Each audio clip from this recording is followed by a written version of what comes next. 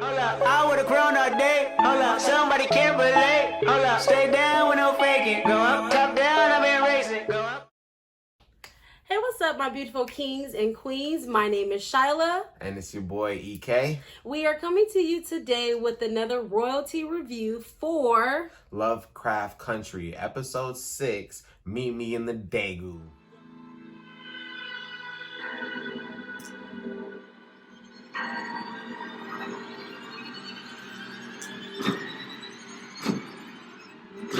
Yes. It's going down in the Daegu. This was a great episode because it shows us a different side of Tick and his woman in Korea. Right, the much anticipated Gia that we've been hearing and seeing so much about on these episodes before. We've heard Tick mention her a couple of times.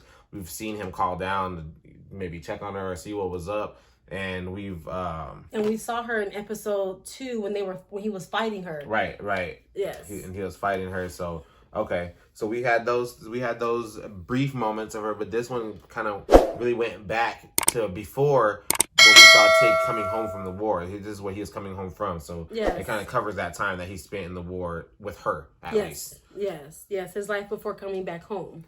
Cool. Yes. So the episode starts off, and it starts off with Gia, and she's speaking to her mom, or who we think is her mother. And they're talking about her going back to school, her bringing honor to the family's name. And the mom mentions the only way you could bring honor is bringing home more men, which we kind of questioned. Right, which I was like, usually somebody's saying you're disgracing me because you can't never get married, you can't find a man, singular. Right. And she said like, bring home, you need to bring home more men. And I'm like, well, what does she want? Her daughter to be like some floozy, or like, why is she saying men, like multiple? So that raised the eyebrow, at first. So then it cuts to, do you have something to say about it? Well, also, just during that time, but before that, she was just saying that her family had already been in dishonor and disarray, and then nobody really in the community fucked with them. Yes. And that had been since her father died. Yes. So basically, she's trying to get she's trying to get a man so that she can get some respect back into her community. Like she's basically, we don't know at this point what's going on. We just know that they've been dishonored somehow, and nobody in the community really fucks with their family. Yes. So yes, that's pretty much. And they're poor as shit. Like they're barely, like, they're running out of seasonings to season their cabbage with. They don't have enough meat to make whatever it is that she'd be cooking, and she'd be running out of meat and having to put other stuff in it. So they're really poor at this point. Yes, they're really poor. So she wants her to bring home men, not a man. So then it cuts to the next scene of her speed dating and her sitting, and she was number 31, and it shows different people sitting at her table and exiting her off. Just man after man after man. Right. She's not really. She's kind of being weird, to be honest. Like, the first person sits down and she said, she quotes some American show to him. Another guy sits down. Like, she just was like saying random things, and like she would just kind of say stuff, but she wasn't really being like, oh, what's your name? Where are you from? Like, she wasn't trying to be like engaging. She just was like kind of like doing like cheap like pop culture things, American pop culture things at that. Right. And nobody really gave a fuck. Like, why? Right. We don't care about America. The one guy that she did click with was the dude, and she asked him about a movie. He's like, oh yeah, I saw it twice. And I thought that she kind of made a genuine connection, or at least found some things that they had in common. And he's like, gave her that. Yes, he exited her out. No. So, and after that, her best friend invites her to go out with her to a club just to get out and clear her head and just have a good time, even though she planned on going home that night. Her friend convinced her to go out with her, and she finds a guy out and she gives him a nice little sexy look. And it's strange that she can't find a man because she's gorgeous. She's really pretty. Right. So it's not like it's not like she looks like the mom. It's hard for her to find a man. Like, a lot of guys seem to be attracted to her. A lot of them. Yeah. So I think, at this point, I just was like, she's just probably a weirdo. That's why she can't get a man, because she keeps on doing stuff like she did at the speed dating. I can see where they're coming from. So she sees the guy, she lures him back to the house, or she gets him and she starts courting with him, and she seems like this is who she chose. But on her face, she doesn't seem like she's interested in him. She's just kind of just like nonchalant. It seems like she's only doing this at the behest of her mother, like, oh yeah, bring this person home. So she's like, all right, you know, whatever. Right. But the guy, he seems thrilled. He's like, oh yeah, whatever. Right. He seems interested. So they come home and they go into this huge room where she lights one candle and all the candles light up, which I thought was really neat. I thought that was really cool. It made me feel like it was like some kind of ritualistic thing. After when I saw what went on, it made me feel like it was like, you know, something to start a ritual. Mm-hmm. You know what I'm saying? I think like that has to do with summoning the kumiho. But so anywho, she gets to smashing this dude, and he's going hard. She's just laying there like not nothing on enjoying her face, it, no moaning. emotion. She's just laying there, not moving her arms, not holding him. This nigga's going to town or whatever.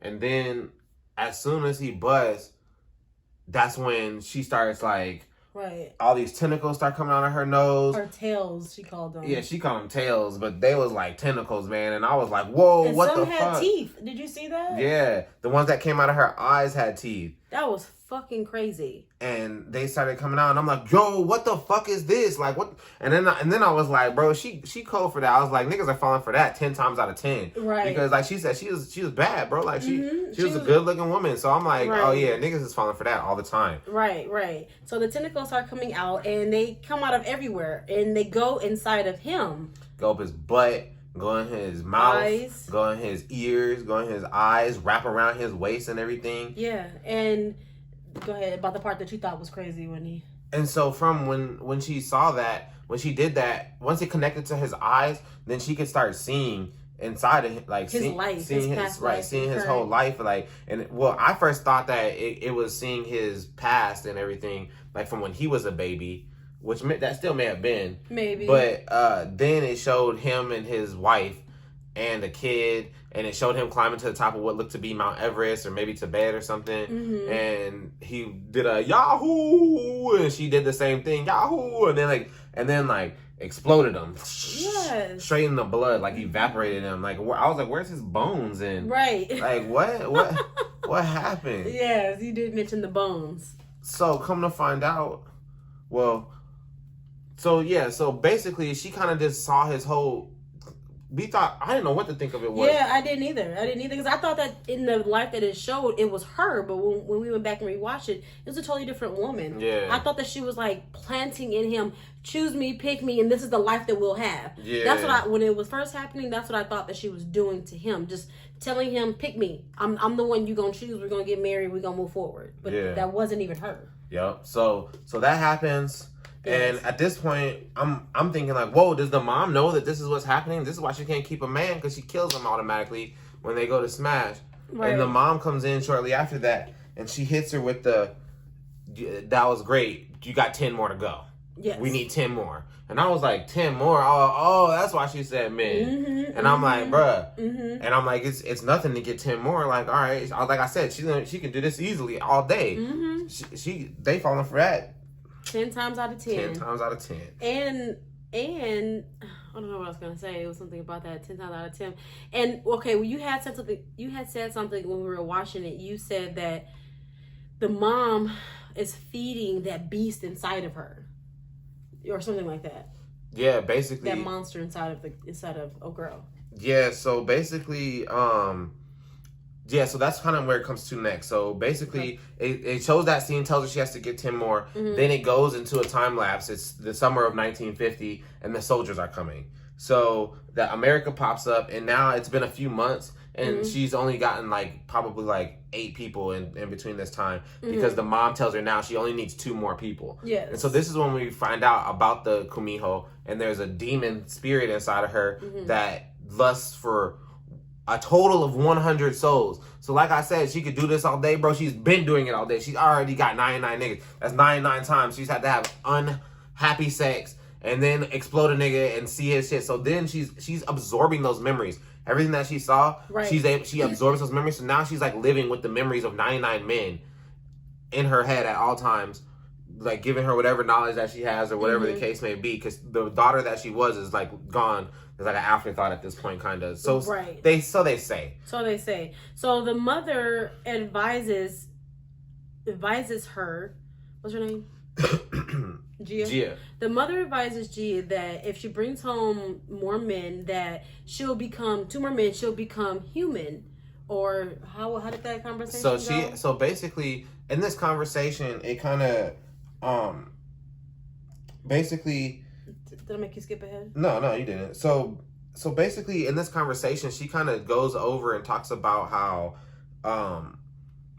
that she used that the dad was taking advantage of the daughter, and that she went to a shaman and asked the shaman for a way to protect the daughter, and the shaman put the spirit inside the daughter to protect her. So then when the dad went to go rape her the next time, he was soul number 1. Bow. Rap. So that's why it was inside of her. So basically, then she starts laying out the whole scheme, like, you have to, that comes with a price for your protection. It was this, so you have to give 100 souls, and then you can get it back out of you. So now she's on soul. She has to get 2 more. So now she's on her way out to go and do that. So she's, yeah, that's pretty much it.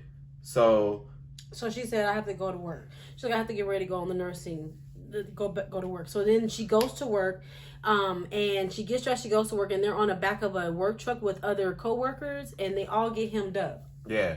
So she's a nurse, by the way. So she's been like doing like different things. Before that speed dating thing, the people who she went to the speed dating with were all her nurse co-workers. Yes. She's been doing the nurse thing. Yes. So she goes and they go to the thing, and like she's like, they're supposed to be going to work, but instead of going to work, they like take them all the way off into like this area where there's like war tents and stuff, and then they tell them that there's like a communist spy between them. And at this point, we've already seen Gia and her friend kind of talking and sympathizing with the communists when they hang that guy in the alleyway.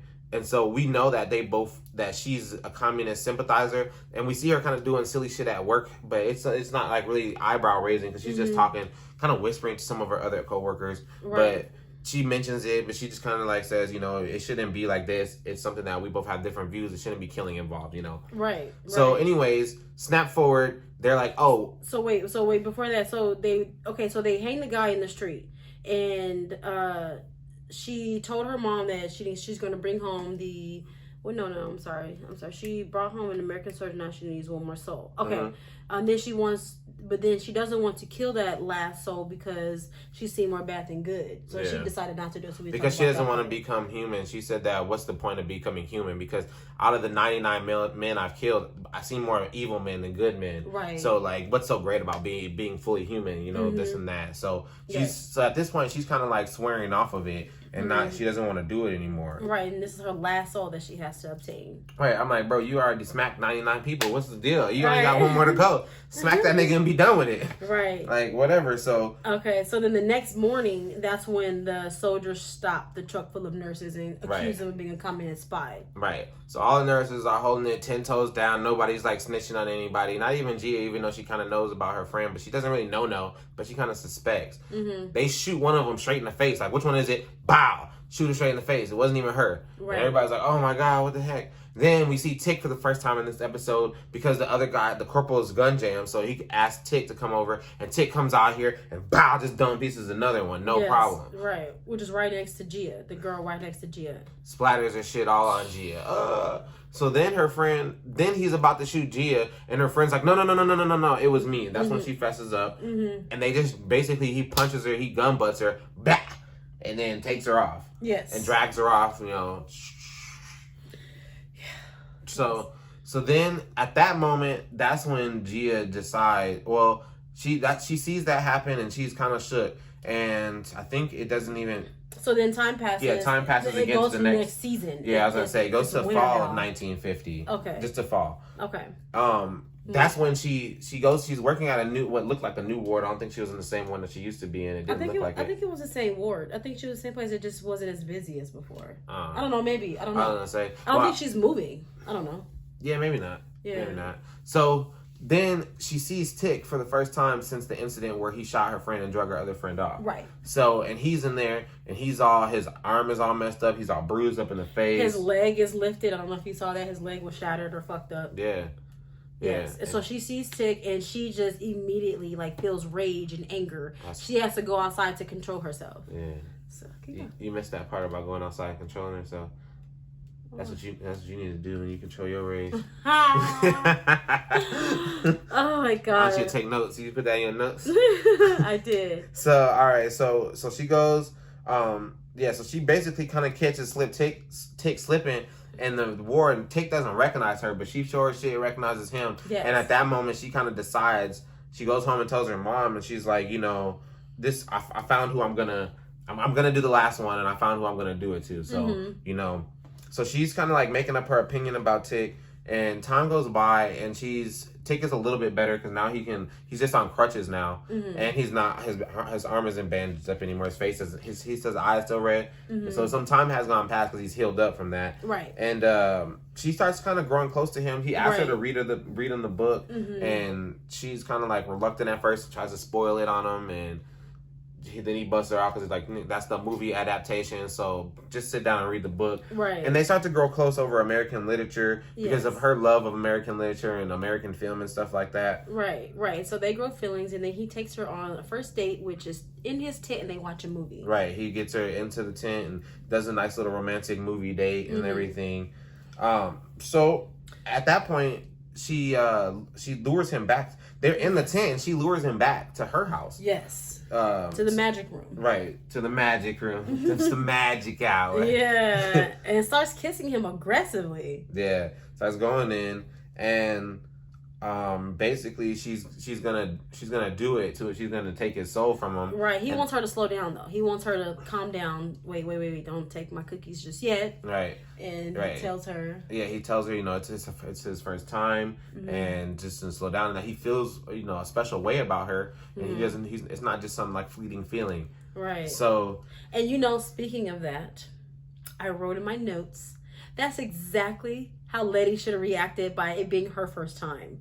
But you always say because she was drinking. She was drunk. She was drinking and partying. The situation was different, but I feel that Letty should have reacted the same way. If it's your first time, you don't just unbuckle somebody's pants and try to get the dick. You would, I don't know, especially in no bathroom. How That's slutty. Not what you did on your first time? Hell no. Not in the bathroom of a party. It was at her own house. So you want your first time to be special. A bathroom fuck for your first fuck? No. No? That's not good cookie cracking? No, not at all. Hey, take it from the expert. I don't know.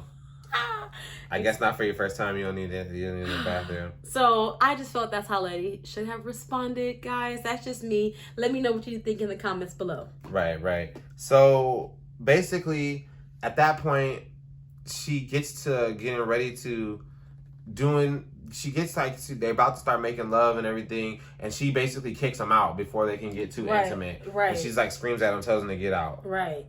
She kicks him out, and the mother comes in pissed. She's pissed the fuck off. Right. She's talking about how she dishonored her and that she needs to hurry up and do this last soul, and don't be trying to gain feelings because nobody loves you, and you can't even feel love, so all this and that. And she spit in her face. She spits in her face while she's on her knees. Right. She's on her knees like asking for forgiveness. Begging for forgiveness. And she's still spitting in her face like, and I was spits in her face. And I'm thinking this whole time like, bro, kumiho your mom for the last spirit, bro. She the one acting up. She the one who, because during this whole thing, she's like, bro, she's been just acting real extra, man. So that's a good point, kumiho the mom. That's right. You don't really have to have sex. That's just to lure them in. Right. Like you don't have to be intimate in no kind of way. But that's a good point. So she tells him to slow down, blah blah blah. Okay, so the next scene is her and Tick, they have sex, and the tails don't come out. Wait. Is that the same scene where she says enough and shuts the door on her? No, did we skip that part? No, we didn't. I don't think we skipped that part. Because that part, I thought I notated that part. Well, that part was when she tells her that she doesn't want to do the last spirit because for what?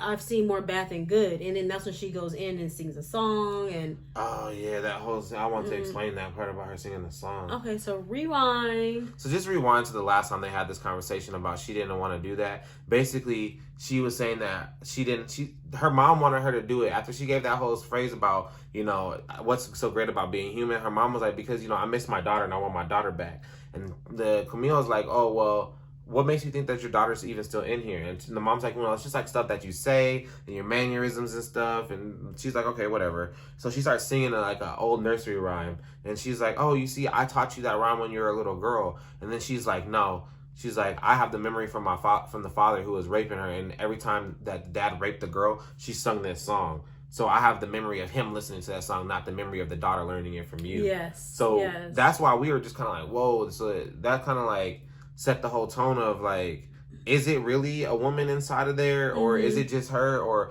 But I'm like, well, she lives a normal life aside from this one thing. Like, she has friends and she does normal things. It's not like she's like randomly possessed throughout the day doing stuff. So I did want to touch on that real quick, and I was like, dang, I thought that we didn't pass that. But anyways, all right. So then he comes. So she kicks him out. So the next day, after her mom spits in her face and everything, tells her nobody can love her, she comes back to the camp looking for Tick. And Tick's like, man, send her away. Don't even let her up inside the borders or nothing like that.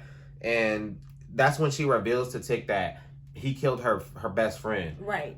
And Tick's like, well, why did you even like try to like love me, or why did you even get to know me? And she was like, because I was going to kill you. And he was like, oh, well, shit. But then they talk about, you know, how they can see the real you, and, you know, I love you for you and you love me for me, and we should be able to look past the horrible things.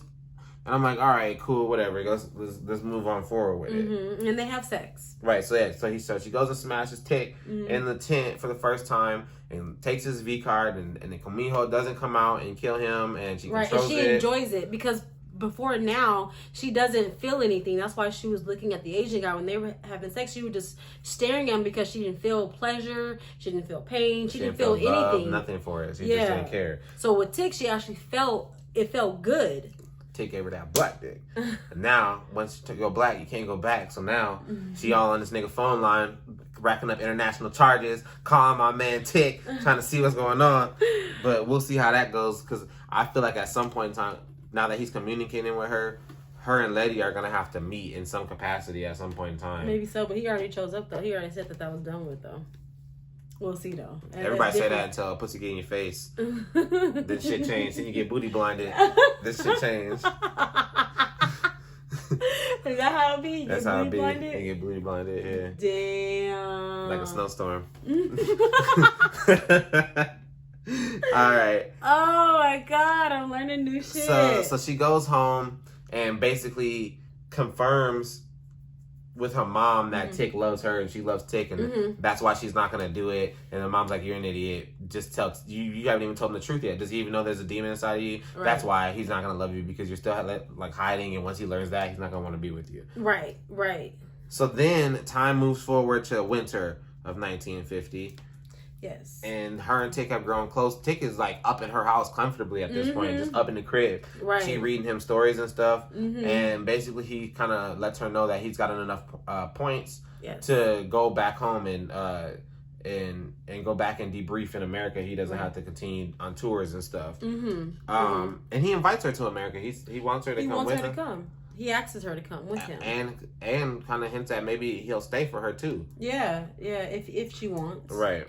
So then they, get intimate. They start ready to have sex. And this time, she can't control the kumiho for whatever reason. And while she's getting it, it just starts happening. And Tick, I'll put the picture, but Tick notices this happening and doesn't even pull out. He's like, this is strange. But I'll stay. And then so the whole process starts happening to him. She starts wrapping him up. Right. She's trying to control it, though. Right. She's trying to stop it. She doesn't want it to happen to him. Right. She doesn't want him to die. So then what happens? And then so the things take over his eyes, and when it takes over his eyes, at that point she sees his future. No. And she sees his past. first, like how she did with the last person. She sees him as a kid with his mom doing the kite, him Right. as a middle-aged kid reading, Yes.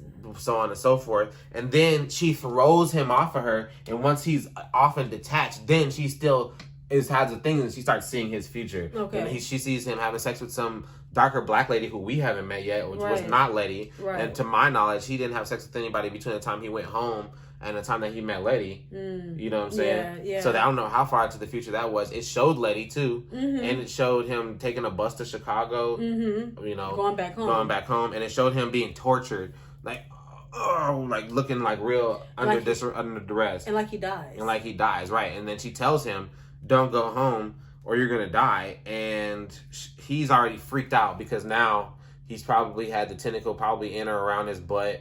And it definitely was on his face and his eyes, and like this is happening from some woman that he loves, so this is like not normal. Right. And mind you, this is a flashback, so Tick is not used to any of the magical shit that he may be used to in this point in his life. Right. This is something that's completely new, and he's like, "The fuck." Right, and he books out. Right, naked. Right. Ass naked. Takes his clothes, he runs out, he's looking like fuck Chris Tucker in Rush Hour when he's running through the streets. Yes. So that's pretty much kind of like that's pretty much the end of the story as far as what's going on. She goes to a shaman at the end with her mom and she wants to ask the shaman a question. The shaman's not really trying to hear it because she hasn't made the 100 souls. She's like, "How you gonna come ask me for another favor and a question when you haven't even done what you're supposed to do in the first place?" And basically she asks because she's never seen anybody's future because she's never let anybody live after the kumihos came out. So she asked like, "Oh, are these visions true? Is what I see in the future going to happen?" And basically the shaman's like, "You'll see many more deaths." And she doesn't really answer the question on whether it's going to happen or not. And then she points out, but then she also said, asking this is like saying, "Is this your mother?" or something like that. Yeah. She hints at something like the same reason why you believe that this is your mother or something like that. So it made it seem like the mom who was there is not really her real mom. Right. Just like the dad wasn't her real dad. But I don't know. Like I said, so now we're going to see... hopefully after this call, him and Gia are able to link up, right? Because you caught her at the end of last episode, and it doesn't show what happened after that call. And this whole episode has been what's happened prior to episode 1 happening. So next episode, bro. I want to do a trailer review on that. That one was dope as fuck. Next episode looks lit. Next episode looks litty as fuck. Hippolyta looks like she figures out the time travel machine. Oh god. It definitely shows her in multiple different eras, a future, a past. Right. It shows her in a lot of different things. Yes. Hippolyta's going hard. It shows her in the 60s future. Tune in. We'll post a trailer. Tune in. Yes, tune in. But yeah, thank you guys for coming. Yes. Please like, comment, subscribe. Please subscribe. Leave any comments for any reviews that you guys want us to do or any recommendations. Let us know. Right. Any shows, any movies. We have access to any and everything. So put it down in the comments what y'all want us to see or what y'all want us to post. Yes. What y'all want us to see. What y'all want us to see. Yes. Anyways, thanks for coming through to the Royal Review, and y'all take care. So double blinks.